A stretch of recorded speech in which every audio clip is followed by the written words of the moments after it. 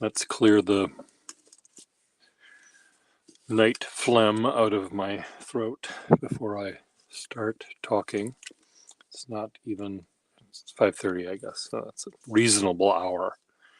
I got a comment on a video, that my most recent video, where I was playing with this pen, talking about flexible nibs, and the reader said, "Hi Pierre, long-time listener, first-time caller. Do you think the overlay pens can affect writing because it shifts the balance a bit? I'm a very fussy writer in that my writing changes depending on the nib, on the weight of the pen, the balance, etc. Sometimes even writing with a pen posted versus unposted, I've found that I really like the extra few ounces that the metal pens have. I have a whole tiny collection." I think he or she sort of means I have a whole collection of tiny pens, a collection of tiny, small overlay pens, because they're so much cheaper than the full-size ones. I will get a Waterman 452,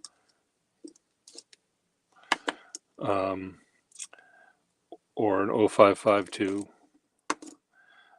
or a full-size wall, not pictured, overlay. I'm a big fan of their early nibs. Someday, but it's hard to save up when I can get 3 ring tops at the same for the same price. Okay, I'm sorry for ruining your beautifully composed letter with my trying to read without my eyes fully open. Reading it again, though, and hearing it through my ears rather than just through my eyes, I do see that you appreciate how different all of these pens feel based on balance and whether it's posted or not.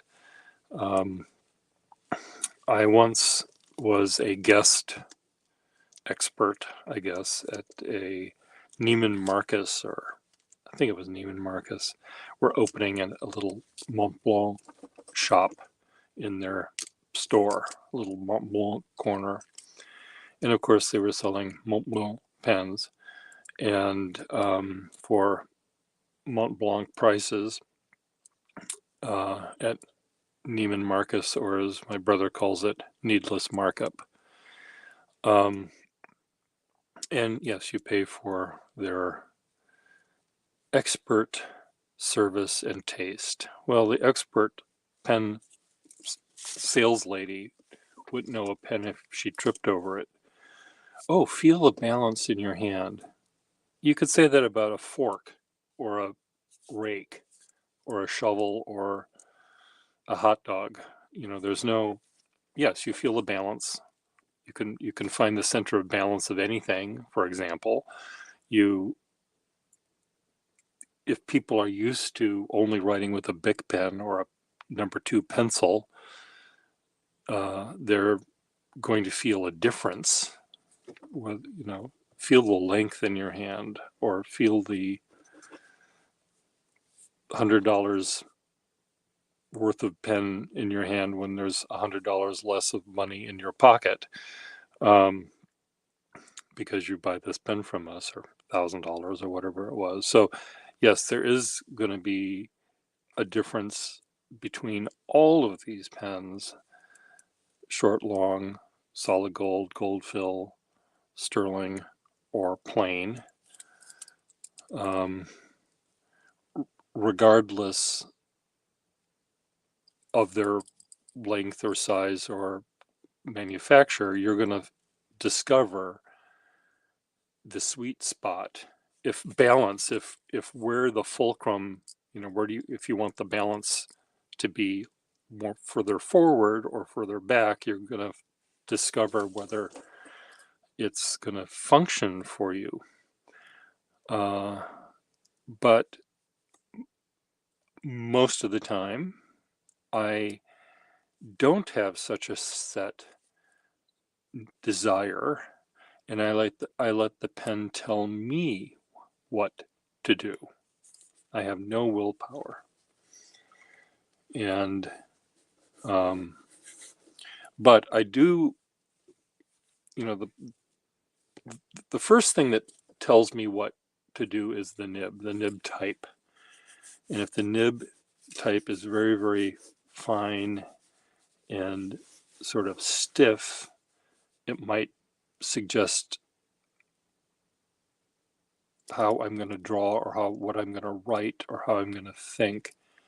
And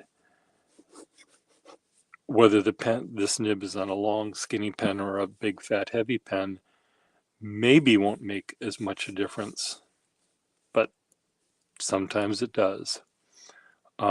If all of these pens had exactly the same nib in them, I might be able to find, for me, I might be able to say this pen, because it's the lightest and the smallest, I would use posted, because unposted it gets caught in my flab of my thumb there. But sometimes I like pens that if I can hold it like within my paw. How did that happen? It's sort of interesting. I wouldn't write like that, but I might draw like this, because it's like drawing with a stub of a piece of charcoal or something. I might actually enjoy this for drawing, holding it like that inside my mitten. This looks like one of, what's his name's space star satellite deployment. It's sort of neat writing that way. But anyway, back to the original question. If you like a heavier pen, the heaviest Waterman number 2 sized pen you can buy would be a 552, I guess, because it has pretend this is solid or solid gold. This would be heavier than gold fill. It would be heavier than silver. It would be heavier than nothing. So that's your answer, but that's the most expensive one. If you bought one that was like this would be not quite so heavy, sterling. You could buy the same pen with all the holes cut out of it, and that would be presumably less weight than this one. You could buy the skinnier version of this one, and it would be less weight. So the weight will go up or down very easily. How that fits with the balance of the pen is another story. You might like to post your pens, and now the weight of the pen is back here. I like doing that on some pens, because this is I don't know where the center of the weight would be. It's still going to fall this way forward, but in my little head, I feel that there's a slight lifting of the bow of the pen, because there's more weight back here. It's like all the Titanic had to do is move all of the people in the back, move all the furniture in the back, and then the bow would come up and it wouldn't sink. How's that for a plan? It's still applying weight downward, because we're holding the pen at a 30-degree list, and it's still going to fall forward. It's not going to do this. So, but mentally, it feels heavier when I take it off. All of the weight is way down here, and some of the weight is back here. So you have, Oliver Laurel here at this end of the teeter-totter, and you put Stan up here. I don't know physics, that must be making this less heavy, less force coming down, because at some point you keep adding another stand and another stand, and it's going to go up this way, because the fulcrum, I guess, is here. So any weight that you can add to the back of the fulcrum, they should have done that on the Titanic. Oh, do we have to have the third class passengers with us back here? Oh, I'd rather sink. So, yes. But if you want weight, it will be heavier in your hand, but it won't feel heavier from the point of the nib. Does that make sense? Am I making any sense whatsoever? Yes, the pen is heavy. Without the cap, the pen is lighter. With the cap, the pen is heavier. So it's a heavier pen. You want a heavier pen, but it may feel like it's writing more lightly because you posted the cap. Or you could do this. You could get a rubber band and tie the rubber band, put the rubber band around here and move this weight forward, and then you have a heavier pen that's weighted forward. There was someone at the recent pen show who loves big fat pens, like a Waterman 20 size or a Black Giant size, and he doesn't want to pay thousands of dollars for a pen, and he doesn't really care, I don't think, about the collector value of the pen. He just wants a pen that is comfortable in his hand. So I suggested what he do is buy, he doesn't have to do this, but he could buy a senior dual fold, any sort of big pen he can find, and he gets to a lathe and has some, he actually tried to create out of a 3D printer, he tried to create a pen, which he did, but he couldn't figure out how to 3D print a feed. There's no reason to 3D print the nib, the feed, or the section. There's no reason to do any of that. Those are perfectly fine. You just build a huge tube out of solid gold or silver or plastic or hard, wood, and you have it so it slides over the whole thing, making it fat. I could take a garden hose or whatever and slide it over the top. I said that would be the easiest. And then when you want to fill it, you just pull this out and you slide it, you refill it, and you plug it back in. It'll make it automatically a 20 size pen for $1.50 of material and a drill or whatever he was going to use. So I don't know, my advice still would be try out, go for it. Buy a 452 cheaply. You can get them cheaply online. It might be missing a clip. This one, oh, it does say Sterling. It might be missing a clip. It might have tooth marks all over it. Might have a name engraved on it. See if you like it. If you really like it, then you're down a different path. And it sounds like you might have to spend more money. But in my life, I like quantity over quality. And what I mean by that is a number 2 size nib is all one needs in life, I think. In calligraphy or drawing or writing, you don't need a pen that has a bigger nib than this. ever. And if you learn to appreciate holding a pen that's a certain thickness, which isn't hard, it's the size of a pencil, you know how to, or a ballpoint, you know how they feel. If you grew up drawing with a Mont Blanc Meisterstück, this will never seem right. But most people, you know, this is perfectly fine.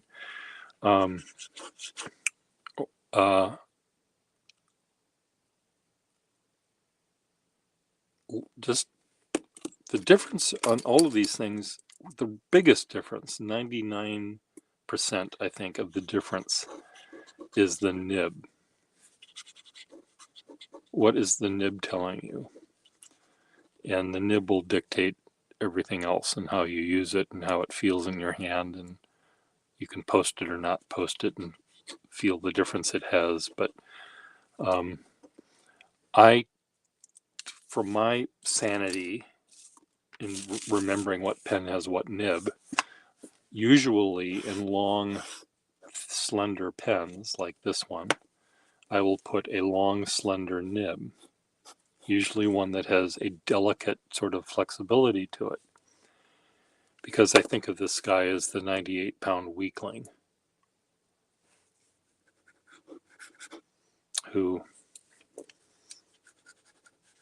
is shy and hides in recess because he's going to get beat up. So the kind of nib that I think this tall, skinny 98-pound weakling would have would be a very soft voice. And because he doesn't play sports, he's very interested in sensitivity. So he has a very sensitive, sophisticated nib that has flexibility. On the other hand, if you imagine in that same class that this guy's in, you know, the short wrestling star that is good at all sports and not very good at anything else except pulling pigtails and kicking cats and stuff. And his voice is going to be loud, and his demeanor is going to be forceful and aggressive. And I often put those nibs in shorter pens because I think of, in my head, I think of a bulldog, you know, stubborn, barky, nasty little dog, nasty little man, nasty, aggressive little point. So I put that in a pen that whose weight, all the weight is forward of the, I'll call this the fulcrum. So it pushes me to be aggressive. So, and I guarantee you, because I'm a 98-pound weakling. I do what I'm told. My pen tells me to do something and I do it. I don't want to confront it. If I were to switch, no, I had a thought about switching nibs. If this nib were in here, would it turn me into an aggressive? I don't think it would. I think I would just find it very uncomfortable in this nib, this pen, this holder.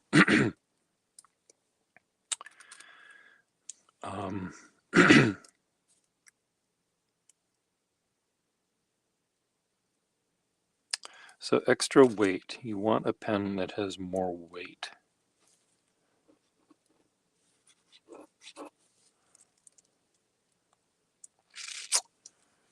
Well, solid gold's the answer, I guess. This feels really heavy.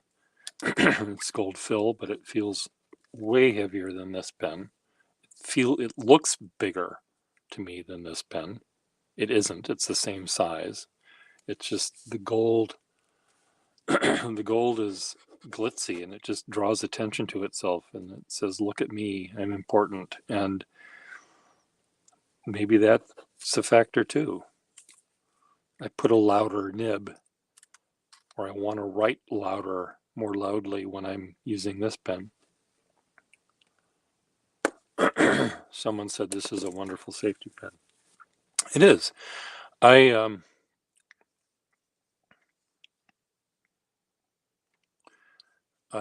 don't use safety pens much because I'm always afraid that they're going to leak all over the place. And if I get them repaired correctly, they won't. But there's just something that there's so many different ways for it to leak, and the worst catastrophe would be not just a little dribble here or there, getting on my fingers, but if I'm drawing and suddenly the seal, the cork back here doesn't hold it tightly and it'll do this, then I've got a gallon of ink on my drawing. So I find it very frightening. I do have a more safety pen that Tardif is reproducing, and that's never happened to me. It's brand new, so I'm assuming it's going to work okay. But I still don't use it. I should probably try to. And I know that some of these pens work. I should fill them up and just try them out and see how much I like it, because this pen might be the perfect pen for me.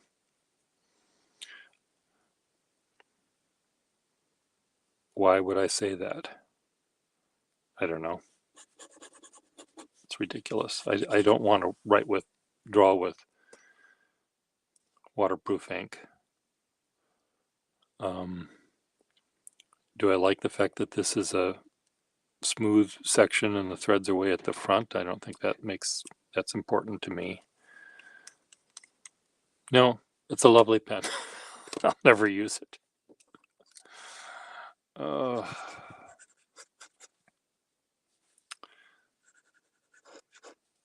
The nib I put in this pen is sort of perfect for this one. It's a little flashy. This is the 98-pound weakling, but he got the Charles Atlas bodybuilding course, so now he's has muscle, and he has got the chicks at the beach wanting to go out with him rather than the brute. But he still has his upbringing, so he's never going to speak loudly. Not like this guy. This guy's, even if this guy suddenly lost weight because of some sort of weird eating disorder or whatever, can't build muscles anymore, he's still going to be a jerk at the beach. He's still going to want to kick sand in people's faces. He still might do that, in fact. And people still might give him that opportunity because they remember the last time they were beat up by him. But anyway, it's an interesting thing to use these pens as tools, not just as something to look at. That's another factor that'll change the balance where these things are riveted on, just to make things more complicated. Sometimes caps that are really worn down, they slide over the back because the inner cap has been sort of so morphed by being put on the pen and taken off the pen and put on the pen that it slides down more. So lots of little tiny factors involved in deciding your perfect pen. But if you like different nibs, it's all off. It doesn't make any difference. You already have an appetite for so many different things. You know, if you only want your starches to be potatoes, that's fine. But you like potatoes and rice and pasta and all these other starchy things. So your menu is way over all over the place. So you might want your baked potato on this plate. You might want it on this one or this one. I'm not making any sense. I've only had I haven't even had a half a cup of coffee yet. So I'm way off the path here.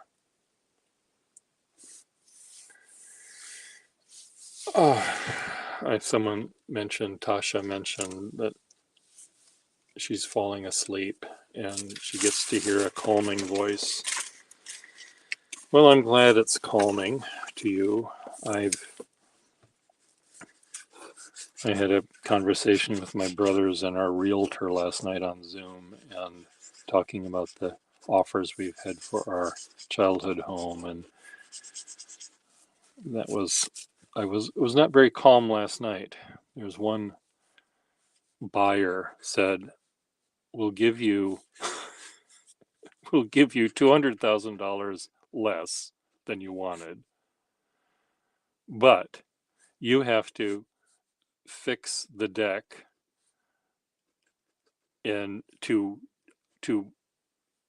our specifications, our mutual. I mean, it wasn't just have a licensed contractor fix the deck. The deck has some boards that need replaced, and there might be some steps that need replaced. I can't remember if the whole thing has to be replaced or just a board or two has to be replaced. But the idea that we both the seller, the three sellers, and the one buyer, or two if it's a couple, have to agree on a contractor. You know, are we going to use Mel, who's cheap? I'd say yes. Do we want to use their fancy contractor that's going to cost twice as much? Already and we've already, in our price, we discounted the fact that it doesn't have the deck needs some repair. Screw you. So that made me not soothing. But something I realized last night is I've been living in limbo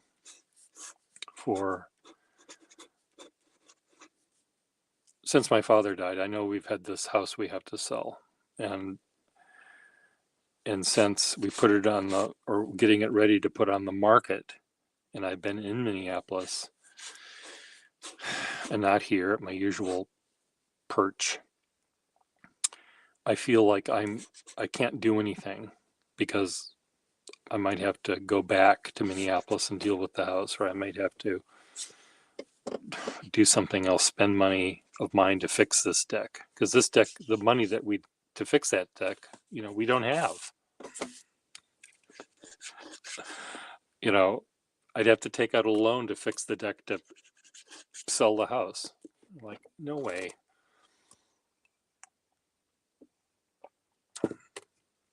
Other people are offering money that I could sell my house here, 1,000 square foot house here, and buy a 4,000 square foot house there with land and a view. Why don't I just do that? So it's confusing. But I decided last night that I can't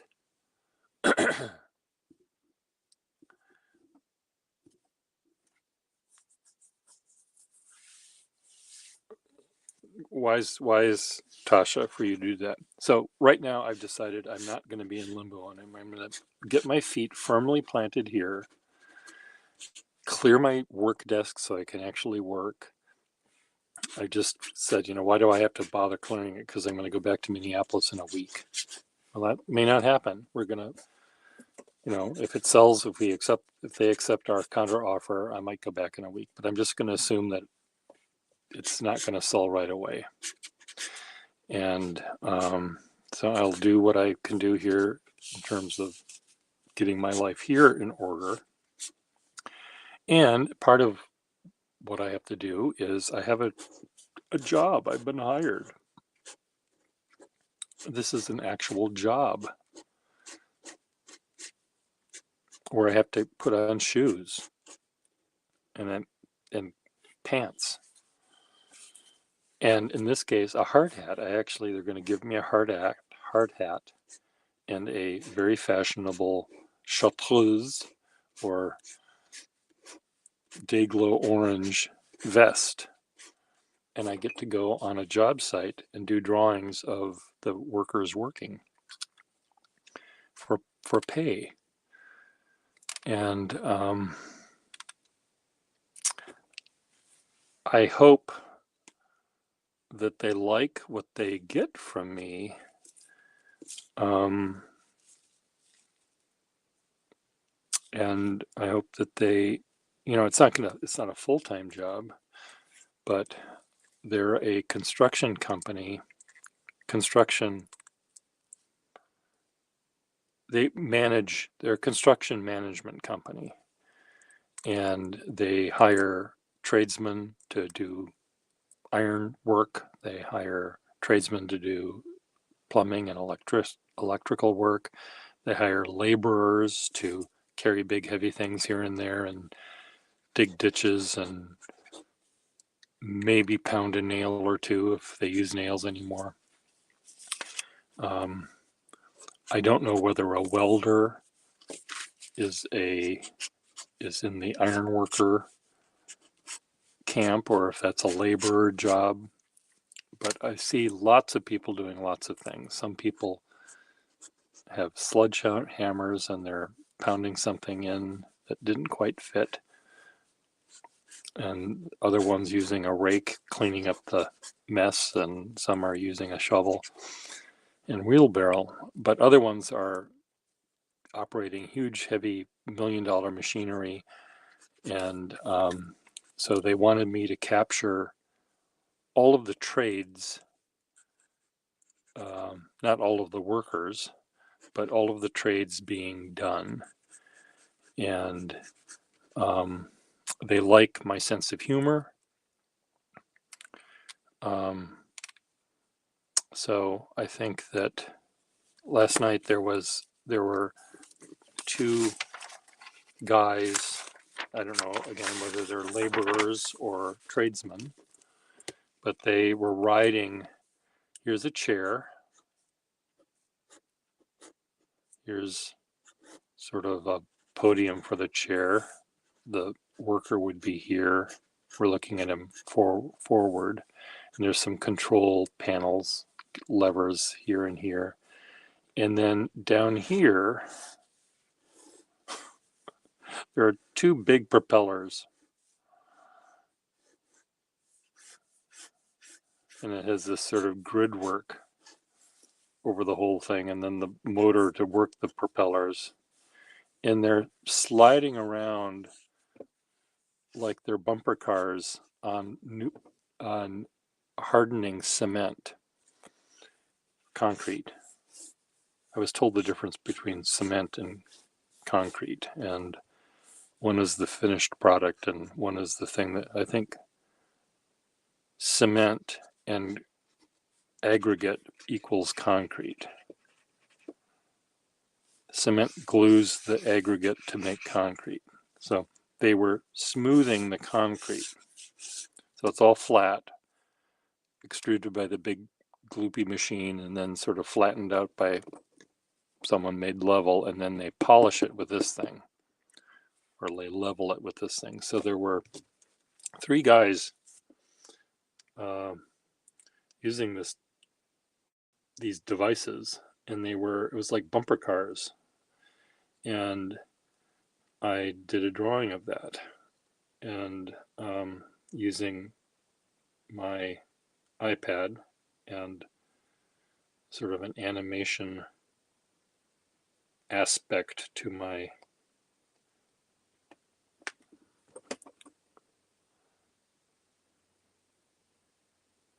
turning it into an animation using this particular app. And it's clumsy. Watch it again. It's really fun. But it reminded me of Gone with the Wind, and here's Charlotte, Fiddle-dee-dee, with her boobs and her cleavage and her hair and her nosegay and her hat or her hairdo or whatever it is, and her big hooped skirt. It's like she lost her skirt, but she was moving around there. You don't see her feet because that didn't happen until ankles. You didn't see ankles until the 20s, teens, and so that's what it seemed like. Someone else said they look like samurai outfits, which they do, except samurais they have legs at the bottom of their bell-shaped armor. So anyway, that's what I saw. Now, whether would these tradesmen, the loyal union of amalgamated concrete smoothers, be upset with my rendition? They might think, how dare you compare me and my butchness with a antebellum debutante. How dare you, sir? He'll come over to me and he'll kick sand in my face. But most of the workers that I've talked to, when they look over my shoulder, now a lot of them know who I am, and they ask me to do portraits of them or portraits of their truck or their hard hat. One guy I did who had this huge machine, big ugly machine with little tiny wheels and a big handle, and it had a huge saw blade on it, and he was cutting a hole in the road so it could be dug up. And I showed him the drawing, and he's here pushing it along and making sure he's going in the right direction. He's leaning over, and he said, "Did you get my star?" I don't know what the hell he was talking about. And he had, "Oh, did you get my cowboy hat or something?" And he wasn't wearing a cowboy hat. He was wearing a hard hat. But he had the Cowboys, Texas, I guess they are Cowboys,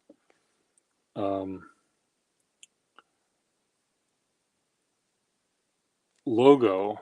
Here he is.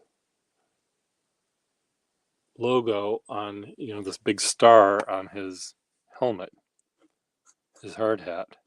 And I said, no, I didn't get that because it was, you were facing the other way. And he had big earphones, masking the sound of the saw. Anyway, he said, "Oh, that's cool. That's neat. I can't make a straight line," he said.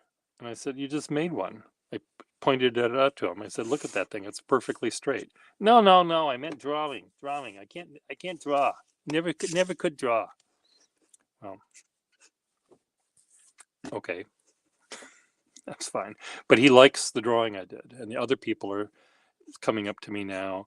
They're what are you drawing today? So I'm getting along with these folks, I think, pretty well, and I think they appreciate my humor. When I saw two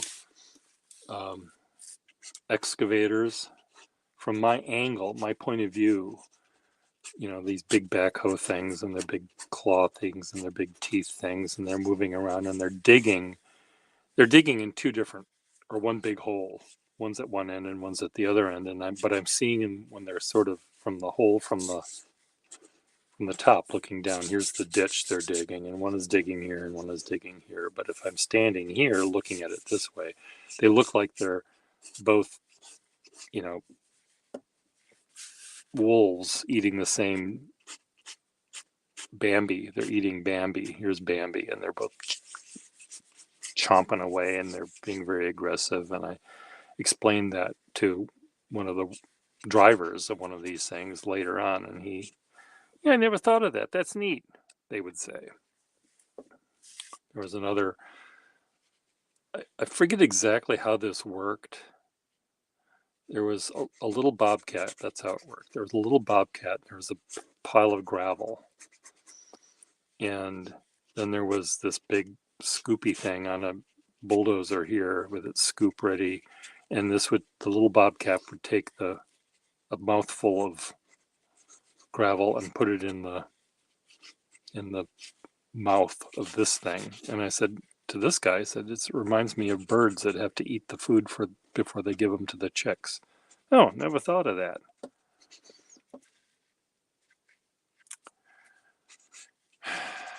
But when I say to them, don't you have eyes in your head? Maybe they don't watch nature shows and they don't see that, but they don't know that. But sometimes I say, you guys, you're like you're with Tonka toys, except life size, and you're getting paid for it. And they said, yeah, I know. Isn't it great?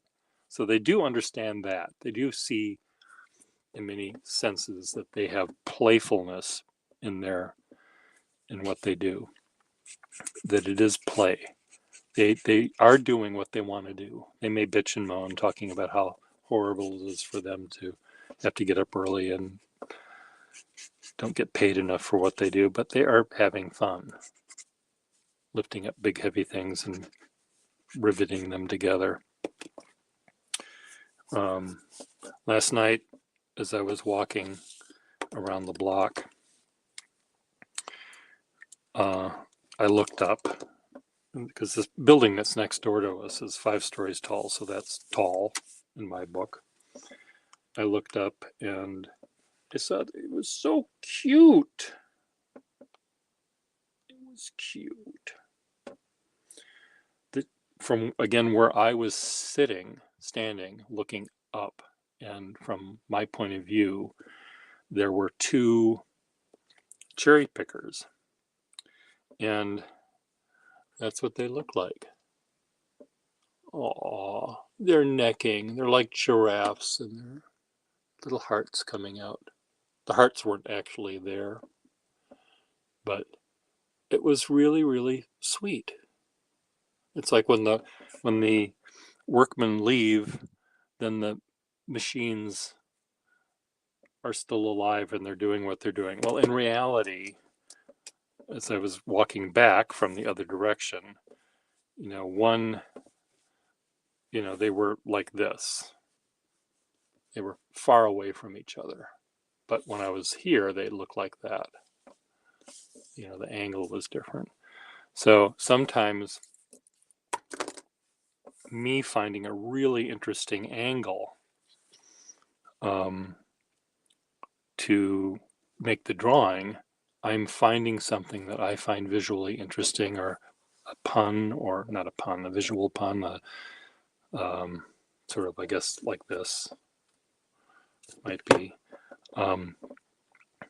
So I think it'll be a fun job to get to know these people, and if the company likes what I do, I think they're going to build another building somewhere else. And I was telling them, I said, I might be going to Minneapolis for a couple of weeks. And this guy said, well, we got this new job on the South Shore we'd want you to do. And they drive me there and everything. So, or pay for my Uber or whatever it is to get there, because I don't have a car anymore. So anyway, I find it'll be really fun learning something new about trades I don't know, and I learned something about concrete. I think I knew that before, but I was using the wrong term. I said cement when I should have said concrete. I can't wait to see the guys with their machines making the cement smooth. No, you don't see that.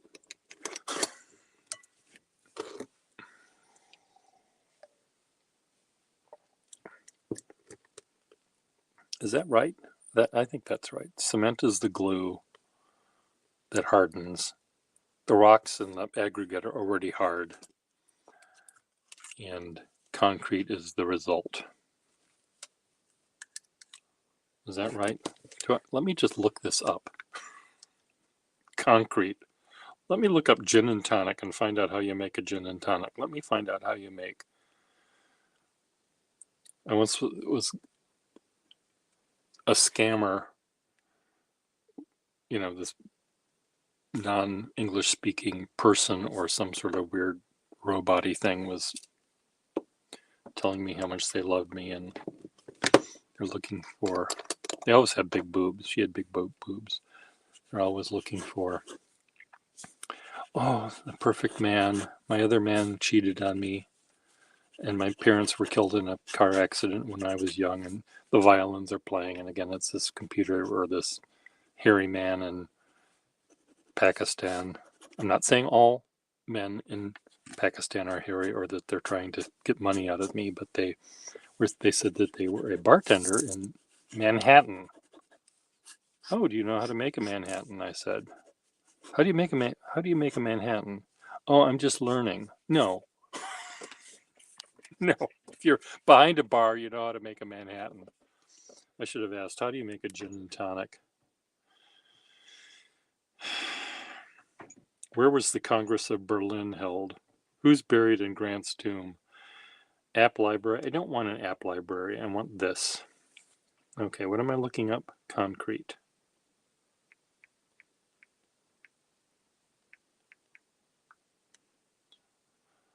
Concrete is the composite material composed of fine and coarse aggregate bonded together with the fluid cement. See?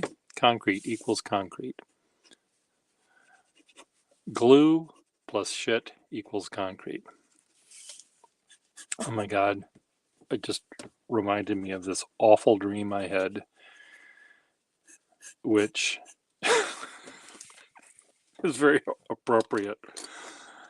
I had a dream last night that I ate something that disagreed with me, and I was in my childhood home, and I was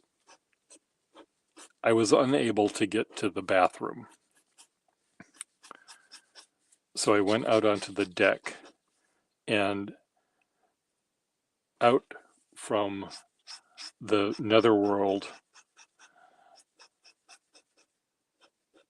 came gallons and gallons of diarrheic material. And it just went all over this deck that they want us to fix.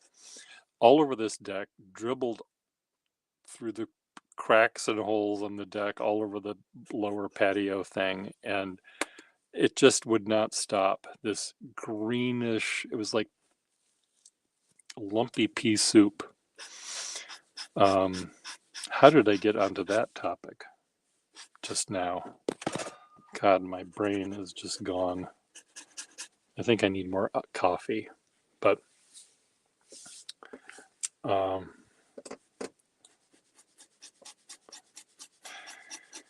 yeah, staring at sweaty guys working, that's the thing. There's enough sweaty dames, sweaty girls on the job, dames on the job, that I think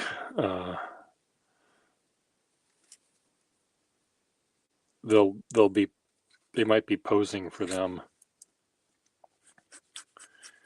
I'm not worried about what I'm leering at. And I could always say, well, I'm just drawing you. I'm not leering at you. I'm trying to draw you. It's like there was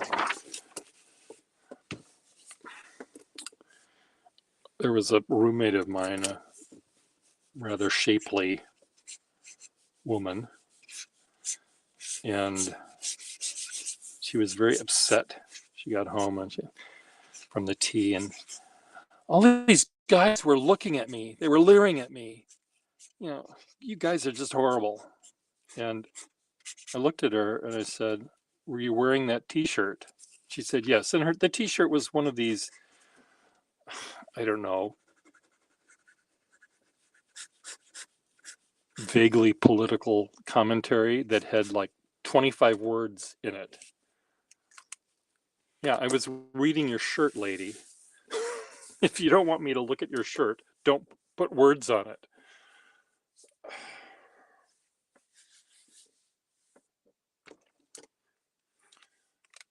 You know,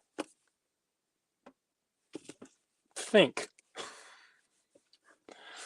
Mom, guys are looking at me. They're looking at me, especially little Billy, who's really bad at English. He's looking at me for a really long time. I don't like it. Well, don't wear a shirt that has words on it.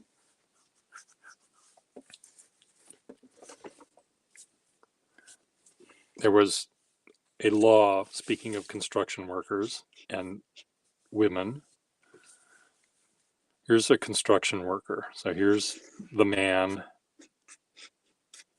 over here. He's wearing his hard hat. He's having his lunch at a work site outside on the sidewalk with his other men wearing hard hats. And here's a dame walking down the street. Oh, sorry, they're upside down. They're not walking upside down. Here's a dame walking down the street. And the men are not eating their bologna sandwiches with blindfolds on. They're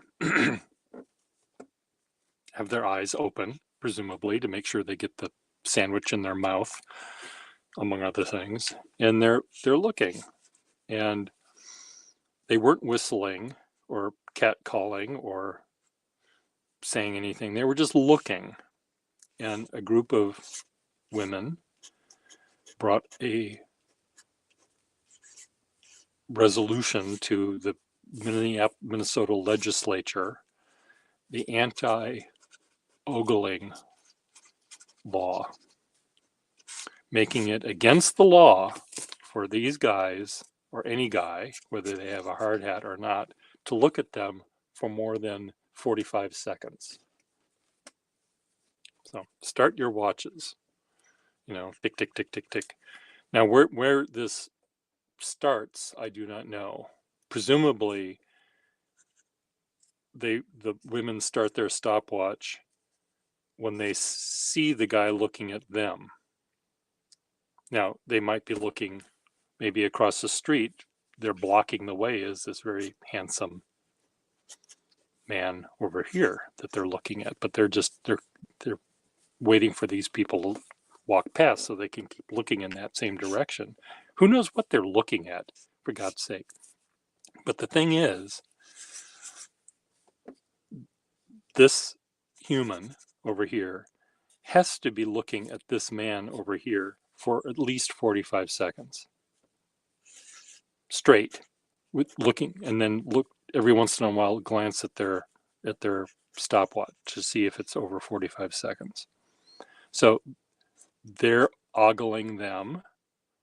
They're ogling. Now, whether ogling requires a tongue hanging out of a mouth and a boner, I don't know.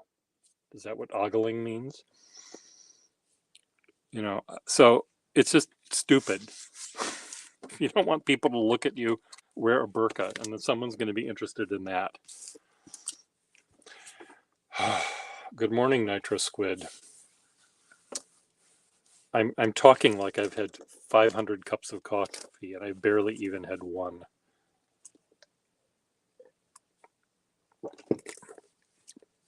I don't think that law is still on the books. I think someone realized how stupid it was. it was like another stupid law that never got on the books, but it was on the floor to be voted on, was Illinois or Indiana, I forget, one of those two, was decided that irrational numbers were too complicated for children to understand, let alone adults. So they wanted to round off pi, 3.1416, blah, blah, 159 rather, blah, blah, blah, blah, blah, forever. They wanted to round this down to just 3.14 and call it a day. And so, and all of these politicians seem to think, oh, that makes sense. They didn't ask a mathematician or an architect or an engineer to come in and explain it. Why you can't do that. You can't build a tire to go on a wheel if you round to that. There'll be a piece missing and it'll break. They didn't. None of them were. None of the politicians knew that. So they were about to put this into law, and there was some math teacher from a high school that was bringing his kids to a field trip. Oh, kids, we're going to go see how laws are being made. And this came up for a resolution. I hereby resolve number XYZ, number 3.1416, that we are going to make pi be 3.14. All in favor? And this guy, shouted to them and interrupted the proceedings and said, you can't do this, people. So that law was not put in effect. But this one was. The anti-ogling law was, until someone, brought it to court. Your Honor, can I please ask Bernice to come back on the stage? Bernice, how long were you watching this man look at you? Oh, I watched him for 3 minutes. You watched him entirely. There was not a moment when you looked away to see if he looked away. You looked at him intently for 3 minutes. Is that correct? That's correct. It was actually more than 3 minutes, but it was 3 minutes. Your Honor, were you ogling him? No, I was watching him, surveilling him. Could it possibly be that the man was surveilling you? Yeah, I don't know what he's thinking. Well, okay, you don't know what he's thinking. You don't know what they're doing. This guy could have been blind, completely blind, looking straight ahead, as blind people do.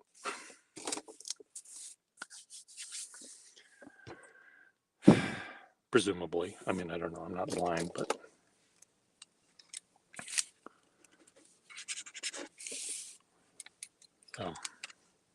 anyway.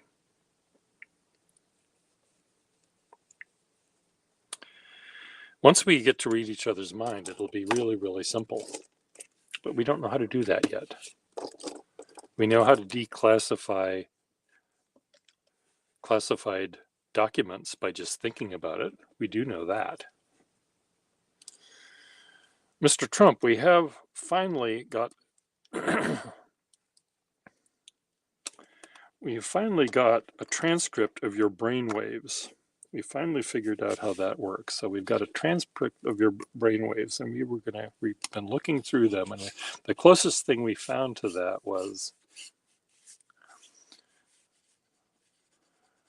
this says classified, but I don't think there's anything classified in here. You think to yourself, I should declassify ketchup. I want more ketchup.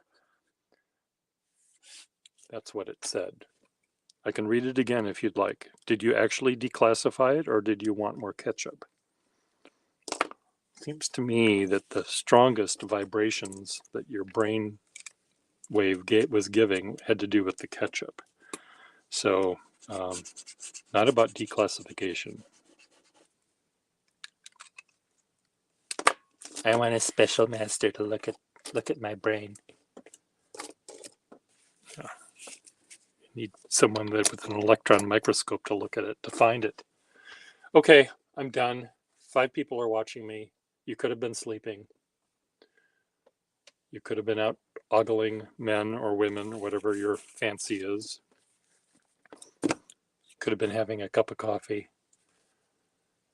I don't know if I answered the question that was asked me, but probably not. But I probably suggested that there's other questions that you can ask yourself, or other ways that you can learn to like this pen. Look at this, it fits in my hand, and it's really neat to hold it this way. Here I can take notes of the dames I see on the street while I'm out on my lunch break, and they won't even know that I'm taking notes because they can't see my pen in my hand.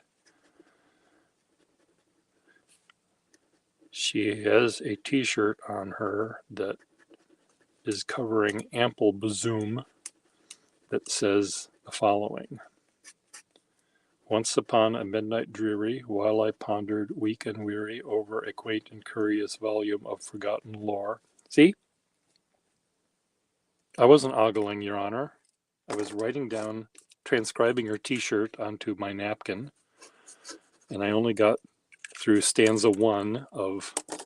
partway through stanza 1 of the 87 stanza poem.